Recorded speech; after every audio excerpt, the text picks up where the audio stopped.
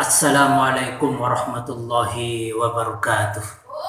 Bismillahirrahmanirrahim. Alhamdulillahi rabbil alamin.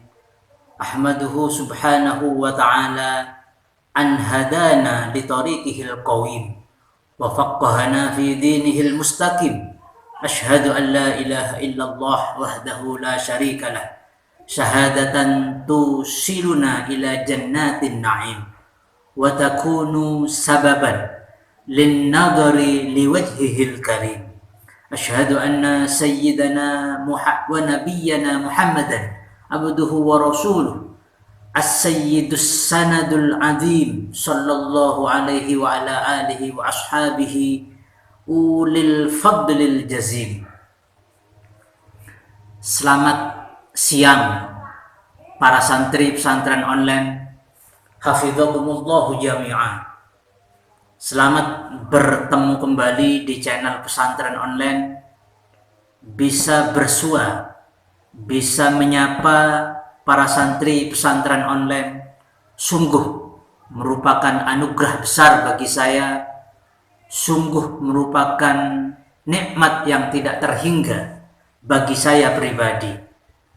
Karena dengan beginilah saya bisa berbagi dengan para santri pesantren online yang semoga dicintai oleh Allah Subhanahu wa ta'ala, dan semoga juga hidupnya dibahagiakan oleh Allah Subhanahu wa ta'ala. Kali ini saya ingin melanjutkan pembahasan yang sempat tertunda untuk beberapa hari ini karena dijeda oleh momen-momen Idul Adha, sehingga pembahasan wudhu tertunda, dan alhamdulillah mudah-mudahan juga tidak terbengkalai. Kali ini saya akan melanjutkan tentang fardunya wudhu. Namun sebelumnya mari kita bertawassul terlebih dahulu kepada pengarang kitab ini. Yang pertama adalah Al-Imam Al-Allamah Ahmad bin Husain Asy-Syahir bi Abi Syuja' rahimahullahu ta'ala wa rahimanallahu ta'ala wa nafa'ana bi ulumihi amin.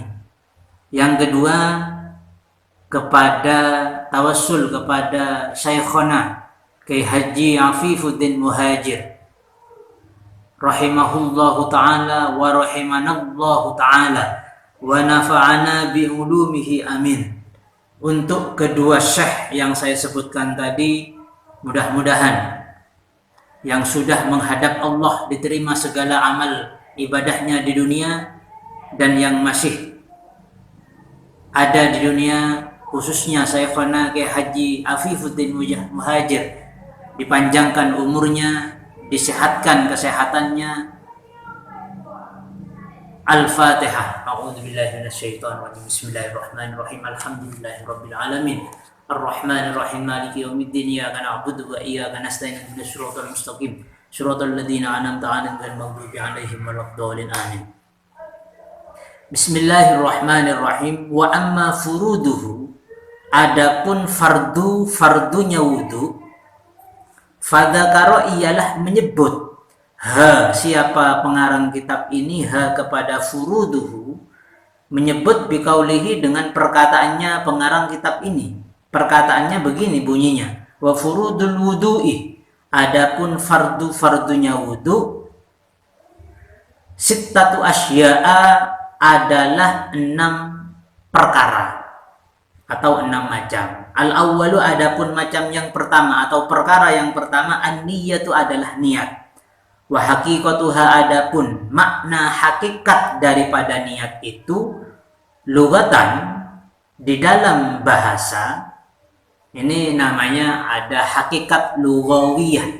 Di dalam ilmu usul fikih itu kan kalam itu ada 2, ada kalam hakiki, ada kalam majazi. Kalam hakiki ini dibagi lagi menjadi 3 macam. Ada hakikat lughawiyah, yang kedua ada hakikat syar'iyah, dan yang terakhir ada hakikat urfiyah. Nah, ini pengarang kitab ini Kiai Haji Afifuddin Muhajir mencoba menjelaskan makna hakikat niat secara lugawiyah. Berarti hakikat lugawiyah. Niat itu hakikinya di dalam bahasa maknanya adalah al-qasdu, adalah bermaksud. Kata-kata bermaksud ini tentu bukan ada di dalam otak, tentu bukan ada di dalam mulut, tetapi maksud ini ada di dalam hati. Sesuai dengan pepatah bahasa Indonesia yang mengatakan maksud hati memeluk gunung, namun apalah daya tangan tak sampai. Maksud hati itu membuktikan bahwa maksud itu sebenarnya ada di dalam hati. Oleh karena itu, niat sesungguhnya itu yang melakukannya adalah hati, bukan mulut. Nanti ceritanya ini.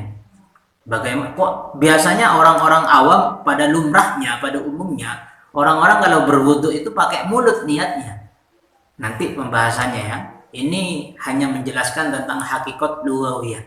Karena bermaksud, maka tentu maksud itu ada di dalam hati. Oleh karena itu, yang benar, niat itu harus diucapkan dengan hati. Yang melakukannya adalah hati. Apakah sama makna hakikat lughawiyah ini dengan hakikat syar'iyah? Wa syar'an, sementara adapun hakikat niat, makna hakikat niat secara syariat atau di dalam pengertian syariat, khususnya makna niat dalam pengertian ilmu fikih adalah qasdus syai'i, bermaksud untuk melakukan sesuatu.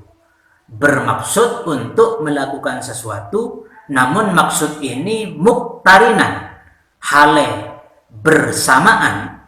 Apa qasdus syai'i ini bersamaan dengan apa? Bi fi'lihi, dengan perbuatannya syai', dengan perbuatan sesuatu itu. Ketika misalnya sesuatu ini katakanlah adalah wudhu, maka wudhu itu niatnya adalah bermaksud untuk melakukan wudhu, namun maksud itu harus bersamaan dengan perbuatan wudhunya. Contoh perbuatan wudhu yang pertama kali adalah membasuh wajah. Maka ketika membasuh wajah itulah niat yang ada di dalam hati ini dilakukan oleh hati. Oleh karena itu, wa mahalluha, adapun tempatnya niat ini adalah al-qalbu, adalah hati. Tempatnya di sini, bukan di mulut. Di hati, bukan di mulut. Jadi kalau ketika berwudu, niat nawaitul wudu'a li raf'il hadasil asghari ini dilakukan oleh hati, bukan oleh mulut. Oleh karena yang melakukan sebenarnya adalah hati, bukan mulut. Nah, ketika mulut yang mengatakan, namun hati tidak ikut mengatakan niat itu, maka tidak sah wudhunya. Karena dianggap tidak melakukan niat, sementara niat ini adalah fardunya wudhu. Namun ketika mulut tidak berkata apa-apa, namun hati yang mengucapkan niat, maka wudhunya dianggap sah karena dipandang sudah melakukan niat.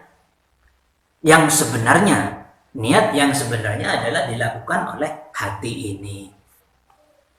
Wa yajibu, dan wajib antakunan niyatu apa? Ada an-niyatu apa niat ini inda awwali ghuslin.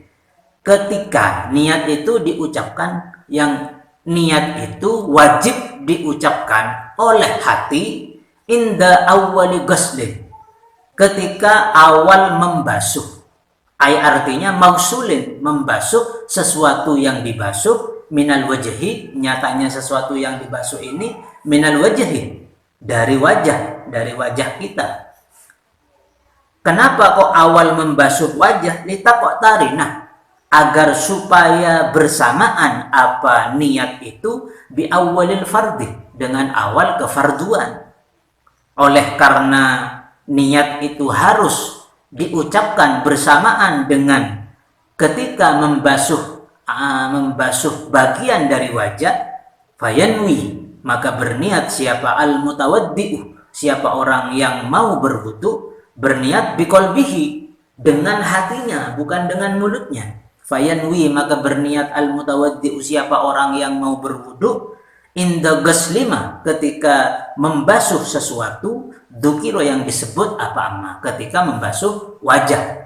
Contoh misalnya ya, saya buka songkoknya sebagai contoh ini, anggap saja ini adalah cebok, alat untuk mewadahi air.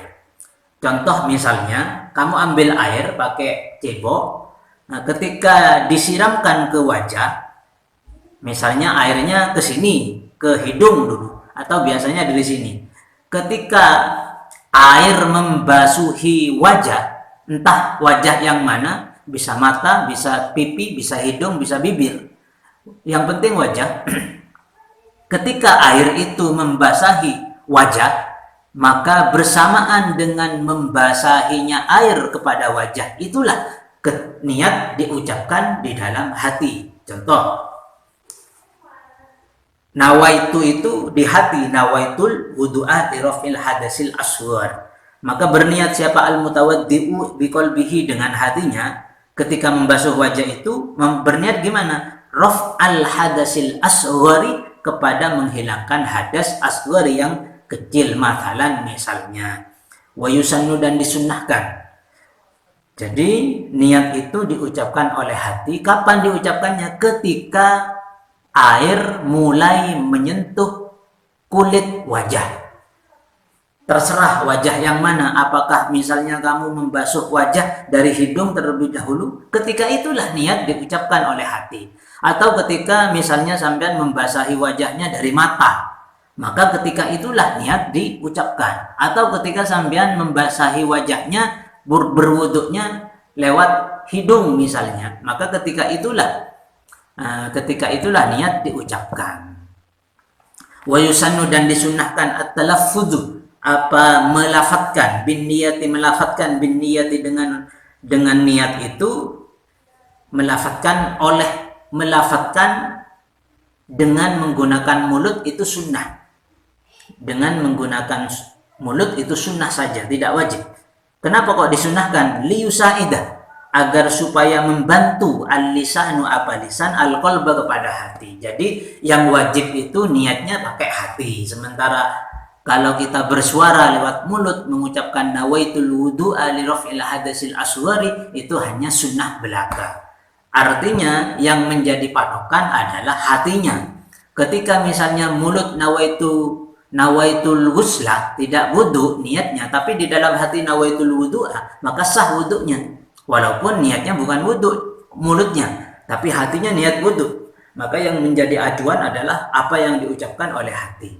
Tapi misalnya mulut mengucapkan wudu, tapi hati mengucapkan bukan wudu, maka ini yang dijadikan pandangan. Yang dijadikan acuan adalah apa yang diucapkan oleh hati. Maka sunnah saja hukumnya melafatkan niat dengan mulut, sementara yang wajib itu adalah melafatkan niat dengan hati. Agar supaya, kenapa kok disunnahkan? Agar supaya hati ini mudah sekali mengucapkan niat, dibantu oleh mulut. Nawaitul wudu'ah, hati juga mengucapkan nawaitul wudu'ah li raf'il hadasil asghari lillahi ta'ala. Jadi mau berwudu, kalau misalnya pakai pet, ya, keran, misalnya sampean tinggal membasahi wajahnya, ya ketika itu niatnya diucapkan oleh hati. Misalnya keran dihidupkan, air mengucur ke bawah, sampean langsung usap saja wajahnya, sembari hatinya mengucapkan nawaitul wudu'a li raf'il hadasil asghari. Kalau tidak begitu, maka niatnya dianggap tidak sah. Kalau niatnya sudah tidak sah, maka wudhunya juga tidak sah. Loh kok begitu? Ya karena niat ini bagian fardu, bagian yang tidak bisa ditinggalkan di dalam wudhu. Harus ada niat karena ini fardunya wudhu. Kewajiban di dalam wudhu, fardu, sangat wajib di dalam wudhu. Oleh karena itu berhati-hatilah. Mudah-mudahan pembahasan niat ini bisa membantu ibadah para santri pesantren online di dalam melakukan ibadah yang sempurna. Karena kenapa harus sempurna?